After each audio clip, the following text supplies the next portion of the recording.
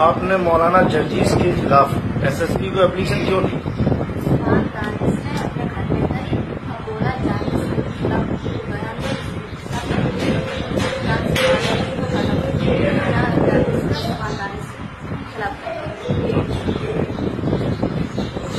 क्या आप पहले से हिंदू थी?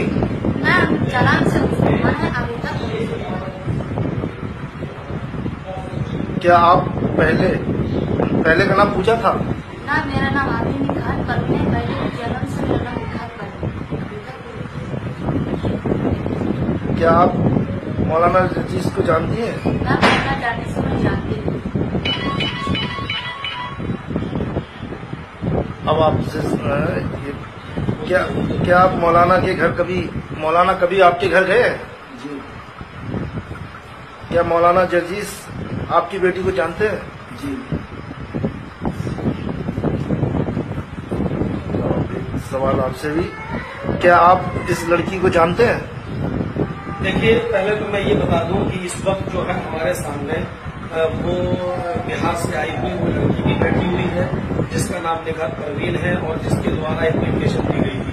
और ये हमारे साथ बैठे हुए हैं, ये उस लड़की के बाप हैं जो बिहार से आए हुए हैं और यहाँ पुलिस थाने में उनको बुलाया गया था।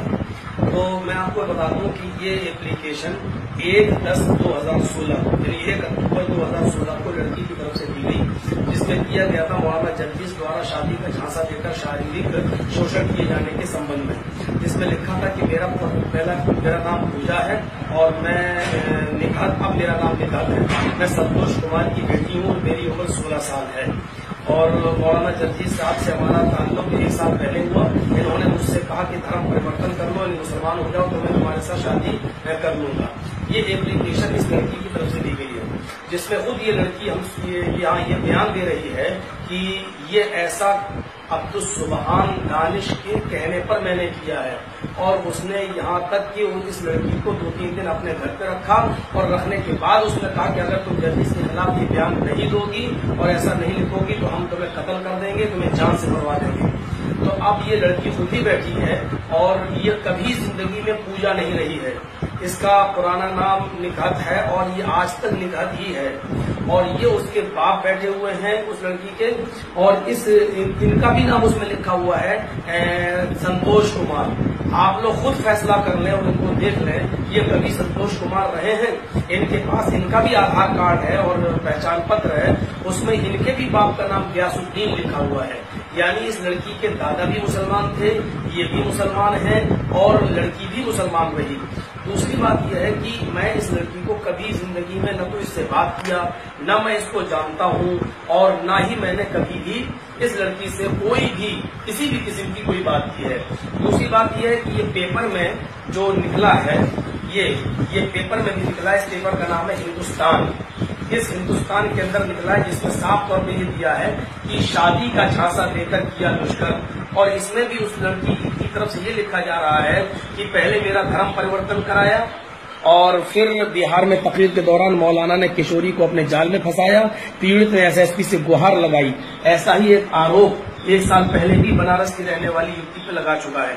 मैं सिर्फ इतना बताना चाहता हूँ कि सुबहान दानिश 10 साल पहले चुनाव में मुझसे हार गया, जिसकी बौखलाहट उसको इतनी सवार है कि वो लड़कियों का तस्कर बन गया है।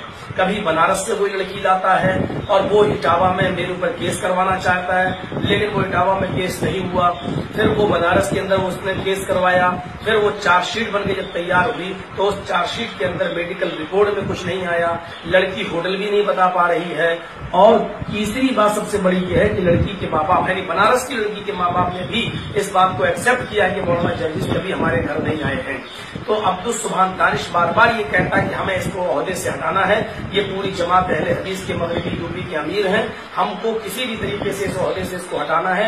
एक नहीं, हमको 50 लड़कियां भी लाने की जरूरत पड़ेगी तो हम लाएंगे। तो ये एक गिरा हुआ काम कर रहा है। और आप लोगों को मैं सबको ये बताना चाहता हूँ कि ये न तो अहले हदीस है, न देवबंदी है, न बरेलवी है। ये शियों में शिया बन जाता है, देवबंदियों में देवबंदी बन जाता है, बरेलवियों में बरेलवी बन जाता है, अहले हदीसों में अहले हदीस बन जाता है। इसका काम सिर्फ ठगी करने का है और चंदा करने का है। इसका न तो कोई एनजीओ चल रहा है और ना ही इसका कोई मदरसा चल रहा है। और ये भी कहता है जाकर कि मैंने इतने हिंदुओं को मुसलमान किया है। इसने आज तक 2-3 हिंदुओं को भी मुसलमान नहीं किया है। ये फ्रॉड है, 420 है। ये जहां पर भी चंदा करते हुए पकड़ा जाए आप हमें फोन करें। मेरा नंबर है 7895223598। मैं मगरबी यूपी का अमीर हूं। पहले आप मेरी तस्दीक लें और उसके बाद में आप इसको चंदा देने से पहले सोचें। आपका चंदा गरीबों में नहीं जा रहा है, मिस्कीनों में नहीं जा रहा है, बल्कि ये चंदा इकट्ठा कर करके अपना प्रॉपर्टी इकट्ठी कर रहा है, अपनी जमीन और जायदाद इकट्ठी कर रहा है। और अभी ये 1 अक्टूबर को ये इस लड़की को लेकर एसपी के पास पहुंचा। ये पहुंचा सुभान दानिश, बेहतर टोले के मोहम्मद अखलाक, जिनकी वल्दियत मोहम्मद यूसुफ है, और तीसरे मसरूर, जो अपने आप को बहुत बड़ा इमाम और बहुत बड़ा काबिल समझता है, जिसकी वल्दियत अब्दुल हमीद है, जो शादगिरान का रहने वाला है, और एक मोहल्ला बगिया का राशिद। ये वो लोग हैं जो 100 और 200 रुपए में अपना ईमान बेचते हैं। ये 4 लोग इस लड़की को लेकर एसएसपी के पास पहुंचे और हिंदू मुस्लिम को लड़ाने का काम इन्होंने किया। ये लड़की कभी हिंदू नहीं थी, इसके बाप कभी हिंदू नहीं थे, और इसने एक शैतानी चाल चल के कि हिंदुओं को भी हम अपने फेवर में ले लें, आरएसएस वालों को भी अपने फेवर में ले लें, मीडिया को भी इसने खरीदा, और इस तरीके से इसने एक गंदी हरकत की है। और इसको मैं इसके लड़की के बाप के सामने इस बात को कह रहा हूँ। ये लड़की है जिसका नाम निकहत है, ये उसके बाप हैं जिनका नाम अकमल हुसैन है।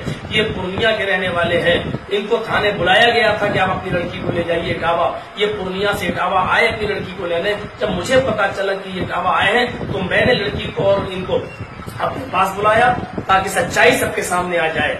लिहाजा ऐसे ढोंगियों से आप लोग बचिए।